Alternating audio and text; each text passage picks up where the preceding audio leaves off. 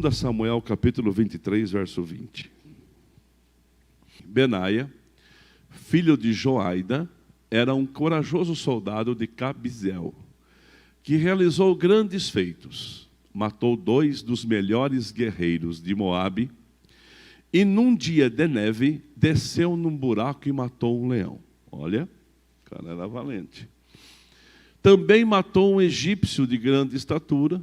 O egípcio tinha na mão uma lança, e Benaia o enfrentou com um cajado, um pedaço de madeira. Arrancou a lança da mão do egípcio e com ela o matou. Pai querido, tua palavra foi lida agora, nos ajude, Senhor. Fala conosco, nos dá uma ideia, uma direção, um caminho. Pai, que o Senhor possa fazer com que o nosso coração não seja incrédulo, mas caia a sua palavra num coração de uma boa semente, uma boa terra, perdão, e essa boa terra, Deus, vai produzir frutos, porque a semente é boa, a palavra é poderosa. Em nome de Jesus, amém. E você pode dar um glória a Deus bem gostoso, e antes de assentar, você vai aplaudir forte o nome de Jesus. Graças a Deus. Pode assentar, meu irmão. Graças a Deus. Olha bem para mim e presta atenção naquilo que a gente vai conversar agora, nessa meia hora que nós temos. O meu assunto hoje é desvantagem. Desvantagem. Você sabe, irmãos, que muitas vezes nós nos encontramos em situações de desvantagem. Quem aqui já ficou em desvantagem com alguma situação? Levanta a sua mão. Já ficou? Tinha mais do lado de lá do que do lado de cá. Não é? No bairro que eu morava, tinha um camarada muito bravo, quando a gente era criança, chamado Paulão Sujeira. Oh, meu Deus do céu. Olha o nome da figura, Paulão Sujeira. Eu não gostava muito de tomar banho, não, mas era metido a valente.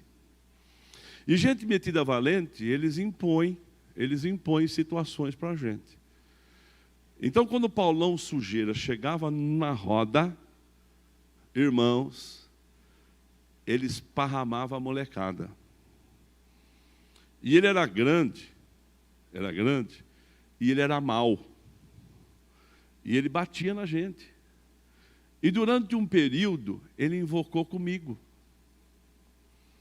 E eu era o alvo da surra. Então ele não deixava eu ficar no campinho. Ele não deixava eu jogar bola. Ele ficava bravo e fazia eu correr. Quando eu chegava, eu tinha que sair, irmãos, literalmente sair correndo. Porque o Paulão era do meu tamanho, eu era um molequinho. E ele batia doído da gente. Não tinha esse negócio de proteção para criança, não. Não tinha essas coisas, não. Mas um dia eu falei assim, um dia eu vou crescer. Eu vou dar uma surra nesse Paulão. Que ele vai ver o que é bom para tosse. E de fato eu cresci. E eu fui lá na casa dele para bater nele. Mas ele gostava muito de beber. Ele bebia muito. E ele ficou muito ruim. Aí o dia que eu fui, ele estava tão ruim, mas tão ruim, tão molumbento, que eu olhei e falei assim, não vale a pena. Não vale a pena nem bater no Paulão. Agora eu estava em vantagem e o Paulão estava em desvantagem. O papel se inverteram. E eu percebi aquele dia que não compensa algumas coisas. Mas é que era demais. Ele era muito bravo. E a gente sempre estava em desvantagem. Às vezes na sua vida você se acostumou a viver em desvantagem. Tem tantas desvantagens que nos acompanham. Se você olhar a sua volta agora, aqui, a sua volta, tem alguém mais bonito que você. Achou fácil, né, Márcia? Você olhou para trás e achou. É. Se você olhar à sua volta, tem alguém mais magro que você. Tem ou não tem? Aí, ó. Tem alguém mais alto que você. Tem alguém mais baixo. Sempre tem. Então a desvantagem faz parte da nossa vida. Só que a gente tem que aprender a conviver com a desvantagem e tirar vantagem na desvantagem. E a palavra desvantagem, ela significa situação ou condição inferior em relação a outra coisa. Toda vez que você está em desvantagem, é uma situação inferior ou uma condição inferior a uma outra situação. E é uma outra situação também.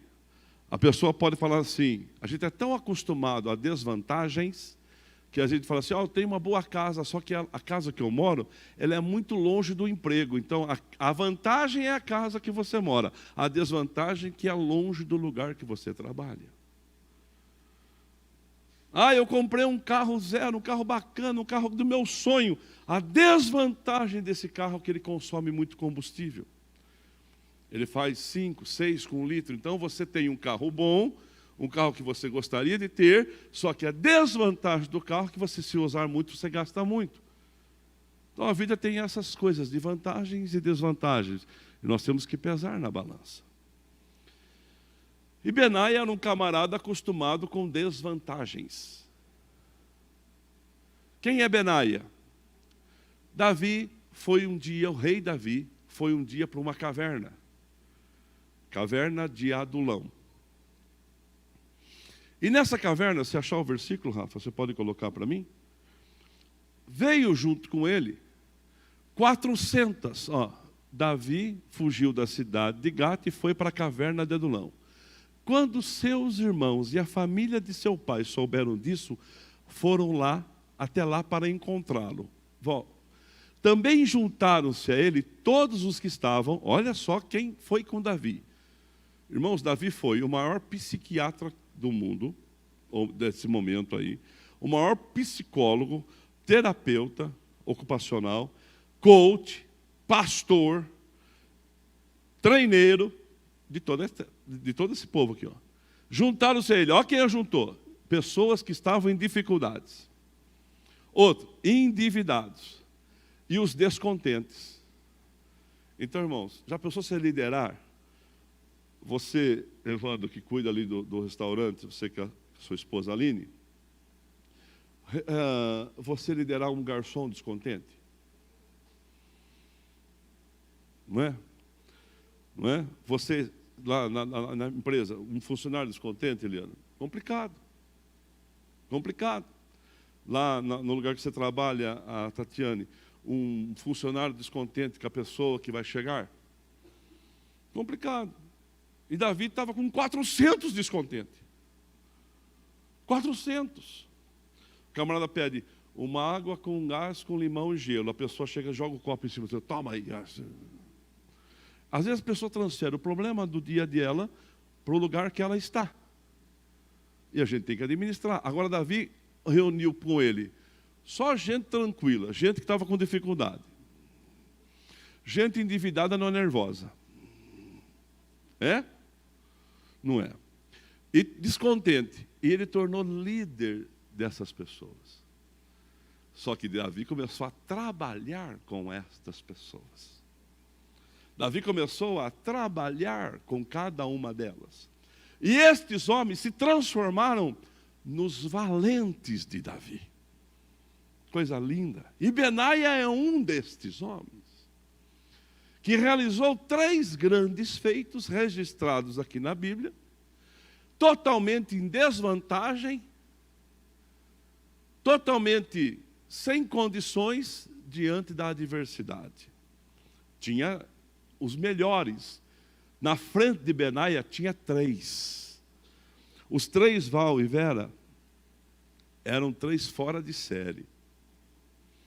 Na frente de Benaia tinha um, daqui a pouco eu vou chegar nos 3.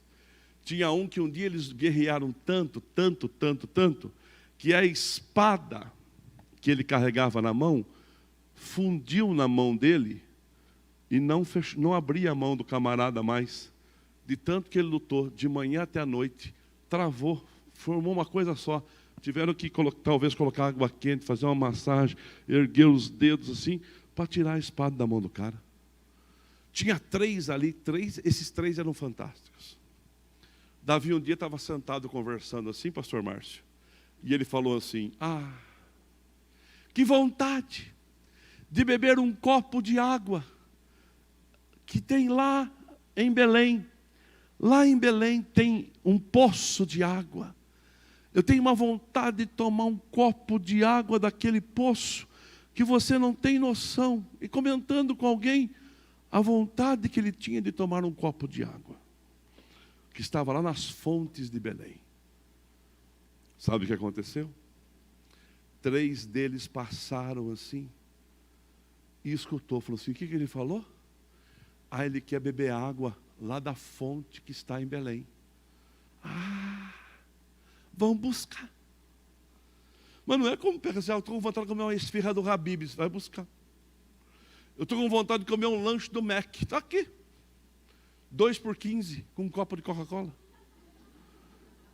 Eu estou com vontade de comer um churrasco, vou buscar, estou com vontade, não, só ter condição de ir ali, não, os 3, o quê? Vamos buscar para ele. Mas a fonte onde está a água que ele quer beber, é o acampamento dos filisteus, do exército que quer matar o rei e a nós. São nossos inimigos. Pega a jarra, vão buscar, não se importa com a dificuldade. E os 3 foram e passaram pelo acampamento dos filisteus. Ninguém nem percebeu. Buscaram a água, trouxeram a água até Davi. Irmãos, foi um trabalho de 4, 5, 6 horas. Quando chegaram com a água e deram para Davi o copo de água, Davi pega aquele copo de água assim e fala assim, eu beber a água que poderia custar, os versículos estão caminhando aqui, ó, custar a vida dos meus irmãos, Marcelo? Eu não vou beber essa água. E derramou a água no chão. Ah, se Davi fosse pastor da igreja quadrangular do culto das 8 horas da manhã. Aqui não. Ah, se Davi fosse pastor da igreja do culto das 19 horas. Será que tinha crente que ia ficar bravo com Davi? Poxa vida, arrisquei a minha vida, fui buscar água para ele, olha o que ele fez com a água. Jogou fora. Não vou mais nessa igreja. Crente mimimi. Fala para o seu irmão assim, ainda bem que não é você, é só do das 8. Não é? Davi, irmãos, se fosse o pastor Toninho, talvez ia beber pelo politicamente correto. Mas Davi jogou fora. Ele falou assim, não. E aqueles irmãos não se preocuparam porque Davi não valorizou o esforço que eles fizeram. Não. Eles entenderam, ficaram mais fiéis a Davi ainda, porque agora Davi tinha mostrado respeito à posição. E Benaia era um desses. Benaia estava em uma desvantagem tremenda. 2 soldados moabitas. Em quem se aposta? 2 contra 1, se aposta nos 2. Ele foi lá e venceu os 2. Como? Não sei. A boa mão de Deus estava com ele. Outra hora ele cai num buraco num dia de neve, irmãos, e tem um leão dentro do buraco. Já chegou. Eu cheguei perto de leão, na jaula. Ele caiu de frente com o leão sem jaula. Num buraco com neve, ou seja, vantagem de quem tem 4 patas, lugar escarregadio. Um leão tem uma força tremenda. E a Bíblia diz que ele olhou para aquele leão e talvez ele viu um gatinho e ele venceu o leão. Irmãos, eu profetizo na sua vida nessa semana, tem leão para você enfrentar, tem leões para você enfrentar. O Senhor está contigo. Nossos leões têm outros nomes hoje, mas você não vai andar na rua e encontrar um leão, sim ou não? Ninguém vai encontrar um leão na rua hoje. Mas o seu leão tem outro nome. E esse leão que você vai encontrar, que tem outro nome, você vai vencê-lo. Quem crê vai dando graças a Deus. Outra vitória dele, enfrenta um egípcio de alta estatura, o meu Paulão Sujeira da época, que fazia com que eu corresse dele. Mas Benaia não, era aquele... Mas eu não tinha nem chance com o Paulão Sujeira, viu, irmão? Quando eu era moleque. E eu também não era nem crente naquela época. Mas se fosse também, eu ia correr do Paulão Sujeira, porque eu era moleque. Mas Benaia, quando encontrou aquele soldado egípcio de alta estatura, com uma lança na mão, ele com um pedaço de pau, ele vai em frente e vence. Você vai ver que as coisas vão gradativamente acontecendo na sua vida. Quem já teve muita desvantagem aqui, você conseguiu virar o jogo, levanta a sua mão. Gostoso, não é? A gente virar o jogo.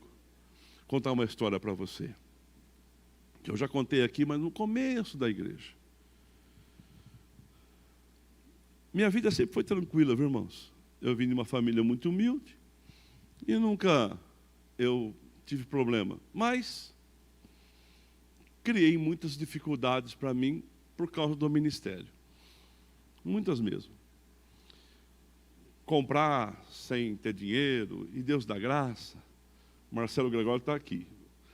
Um dia nós compramos uma propriedade lá em Peúna, compramos 8 terrenos. Mas para que isso acontecesse, Bira, a história que eu vou te contar, ela acrescenta. Compramos 8 terrenos de um homem e tivemos que ir lá depositar, na época, 50 mil reais em dinheiro. Então foi eu, Marcelo Gregório e o Daniel Bernardes, os 3 com uma mala com 50 mil para depositar no Banco Itaú para pagar a entrada naquele dia. Casamos uma catada lá, o Val, todo mundo lá que estava lá, ajudou, arrumamos dinheiro, vamos lá pagar. Eu lembro como se fosse agora.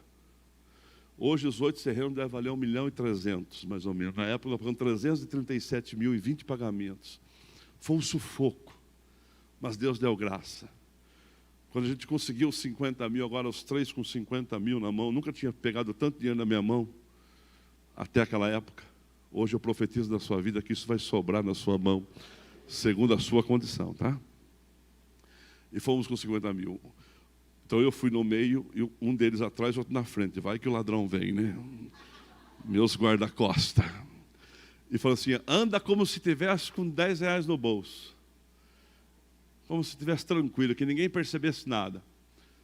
No dia que a gente pagou, depositamos na boca do caixa, a mulher estava lá para assinar o contrato, dentro do banco, dentro da agência, Bira. Ela olhou para mim e falou assim, eu falo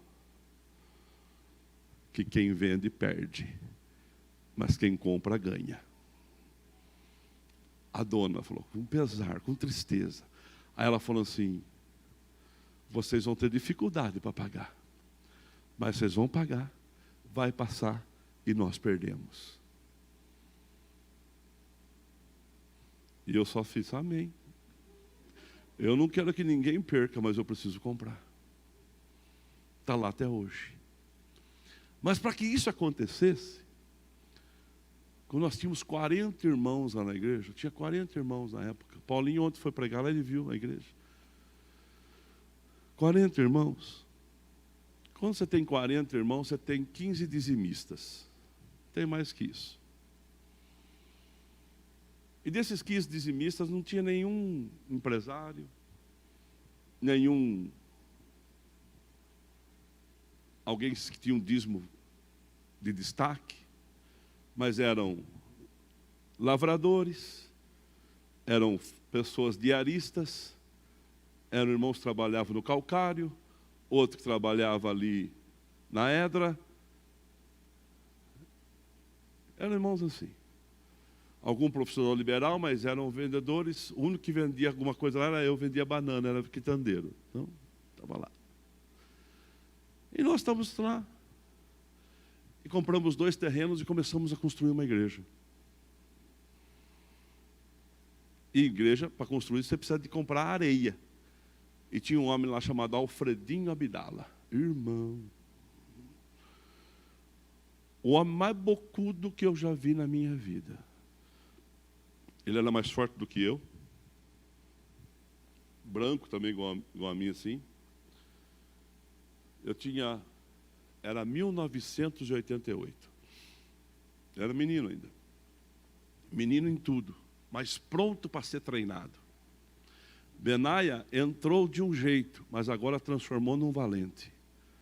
Quando Deus coloca a mão sobre a sua vida, as suas desvantagens passam a ser vantagens. Você crê nisso? E aí, ele vendia areia.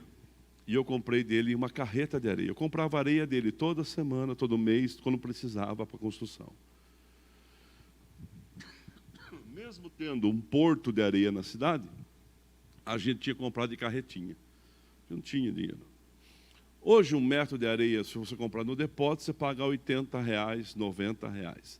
Se você comprar direto do porto de areia, você paga 30. Certo, Evandro? Mais ou menos isso? Mais ou menos isso.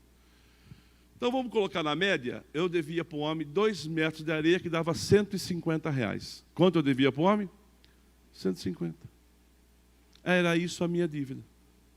Da igreja. Só que se você não pagasse o Fredinho, irmão, ele te xingava.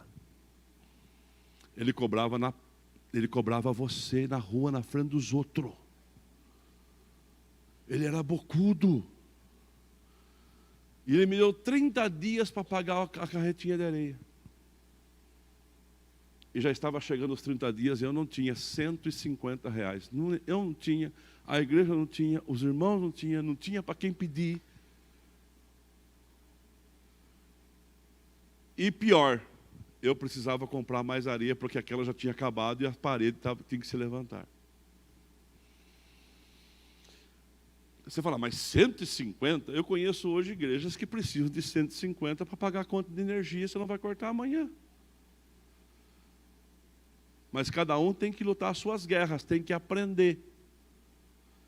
Tem que aprender. E aí, e você de vez em quando, quem aqui já contou moeda para pagar o pão?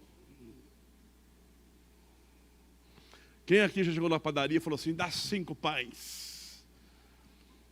A hora que você começou a pesar, assim, você viu quanto que deu, você falou, você sabe quanto você tinha, você falou assim, você pode tirar um? Já aconteceu. E se eu perguntar, aconteceu com muitos daqui. E aí, não tinha onde pegar. Em uma cidade pequena, você foge para cá, Eliezer, para cá e para lá, para cá e para lá, e você cai com a pessoa no quarteirão. E não teve jeito. Eu encostei no posto para abastecer. Quem deu uns tapinhas na minha costa? Ah, pastor, faz tempo que eu não te vejo. Eu falei, ai, meu Deus. Ele vai passar vergonha na frente de todo mundo. Falei, Deus, cuida de mim, meu Deus. Oh, meu Pai, não compro mais areia. Não constrói mais igreja. Ele falou, não quer comprar mais areia de mim, pastor Toninho? Eu falei assim, quero sim. Estou até precisando. Por isso, irmãos, não antecipa a conversa, deixa as coisas acontecer. Aí eu falei assim, então, eu engasguei, ele falou assim, está o mesmo preço, posso mandar mais 2 metros para o senhor? O senhor é um homem abençoado, viu, pastor? Aí eu já gostei. Aí o meu medo parou. O senhor é um homem abençoado, pastor Toninho. Porque eu estava descarregando areia há 30 dias. Aí o assunto interessou. Parou uma belina cheia de enxoval. E a pessoa perguntou, o pastor está aí? Eu falei assim, o pastor não. E essa areia? Ele já pagou? Eu respondi, ele não pagou, mas ele paga. Ele falou assim, então não precisa pagar, eu vou pagar a areia. Irmão, eu fugi do homem 30 dias que a areia paga.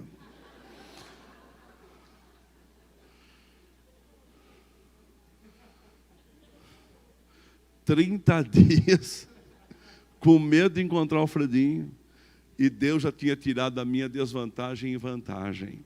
Você acha que Benaia não sentiu a mesma coisa quando foi enfrentar o Moabita? Depois que ele derrubou, ele olhou para o Moabita e falou assim, vocês não eram de nada, hein? Você acha que Benaia não tinha um tapete de couro de leão na casa dele, falando assim, Foi o Dega aqui que pegou esse leãozinho aí. Esse gatinho deu um urro lá, eu falo assim, quieto. Sabe quem está aqui? Benaia. Sabe quem está aqui? Você. Sabe quem está sobre a sua vida? A mão de Deus. Sabe o poder que opera na sua vida? Do Cristo ressurreto. Sabe o que Deus vai fazer para você hoje? Vai te ajudar. Quem recebe, eu recebo. Irmãos, olha bem para mim, na casa de Benaia tinha uma lança.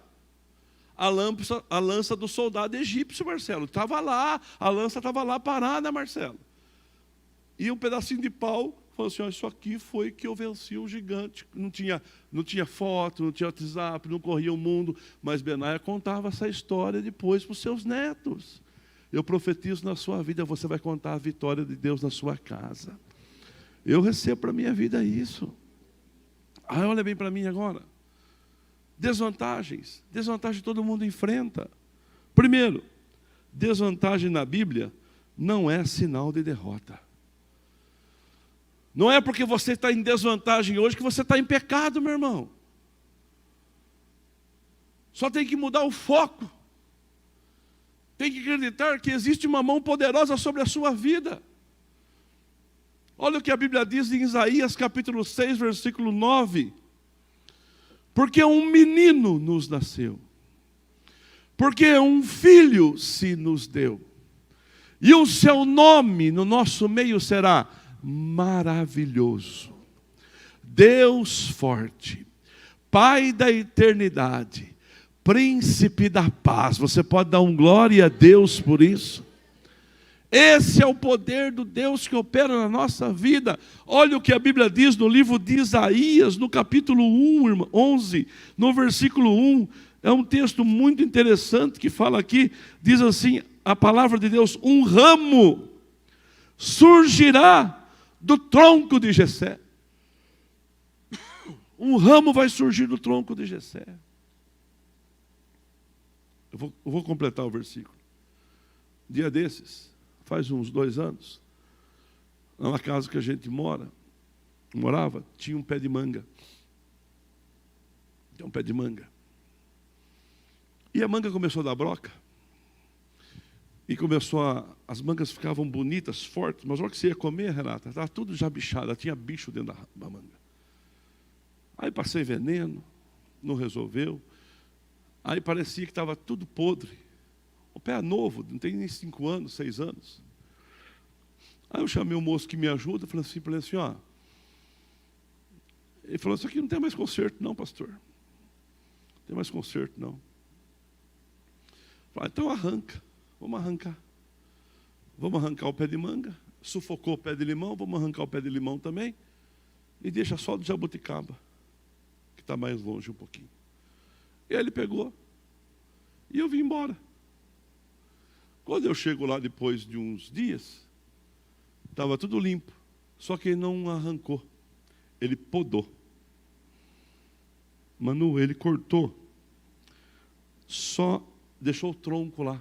O tronco ficou aqui, do limão, e o tronco da manga ficou ali. Aí eu cheguei e vi aquilo, falei assim, oh meu Deus do céu, viu? Tem que acompanhar tudo mesmo, não tem jeito. Era para ter arrancado. Deixou o tronco. A Lourdes chega, olha e fala assim, nossa, mas que ideia boa, não? Eu vou plantar as orquídeas no pé de manga e no pé de limão. Eu falei, então é isso aí mesmo, essa é a ideia. É para isso que eu pensei nisso.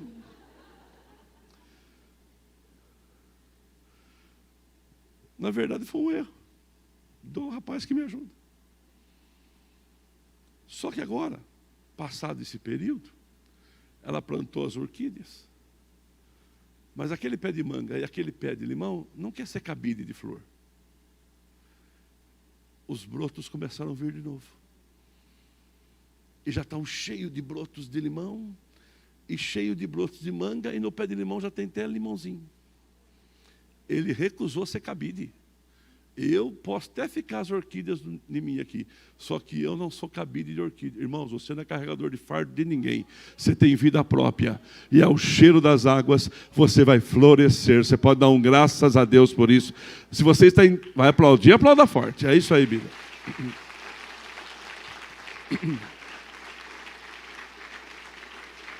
Levanta sua mão para o céu e fala assim: em nome de Jesus, eu não sou cabide, eu vou vencer. Desvantagem na Bíblia não é sinal de derrota. 2, preciso entender que algumas coisas é com Deus. Tem coisa que não dá para mim. Eu vou precisar do milagre.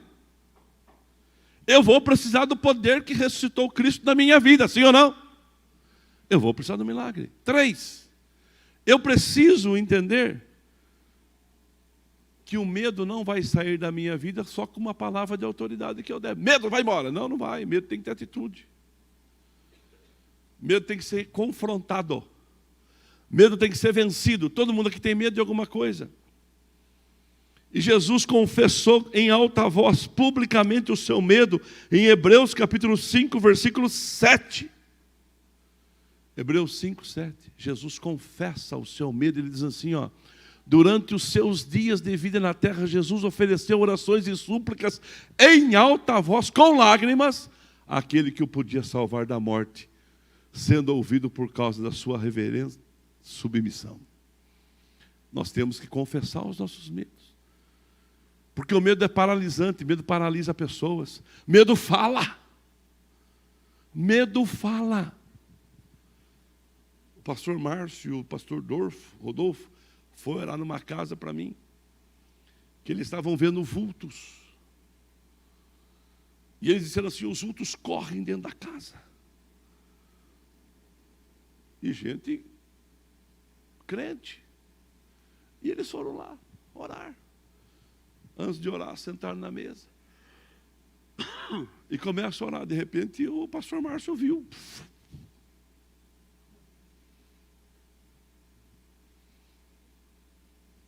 Saiu do jardim. O Dorfo viu, correndo no chão. Assim. Era um morcego.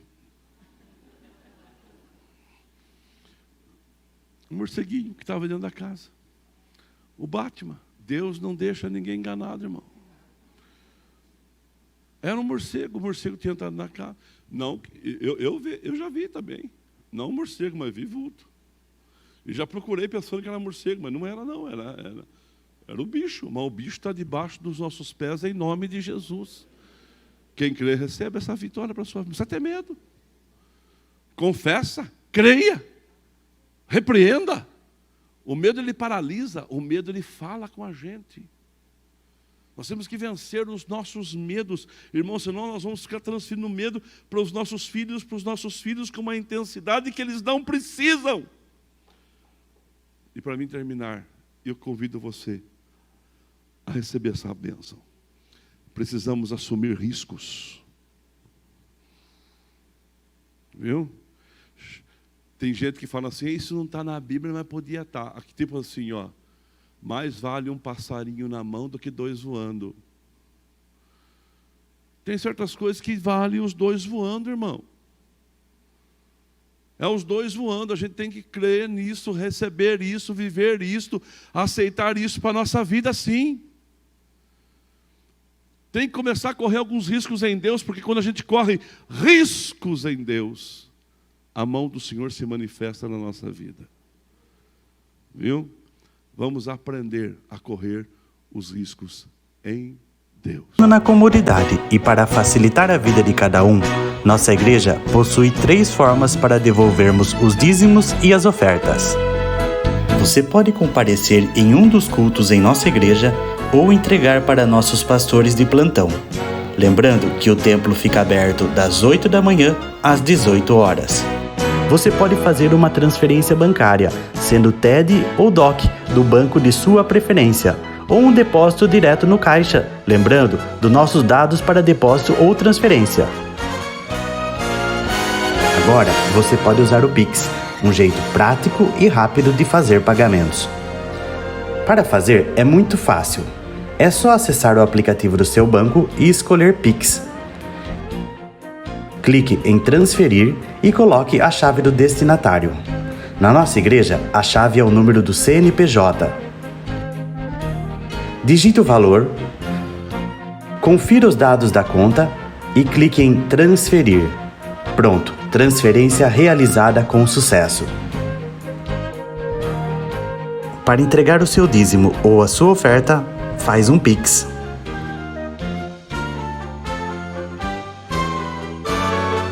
Esta é a nossa igreja. Não importa onde estivermos, estaremos sempre conectados. Lembre-se, juntos à distância.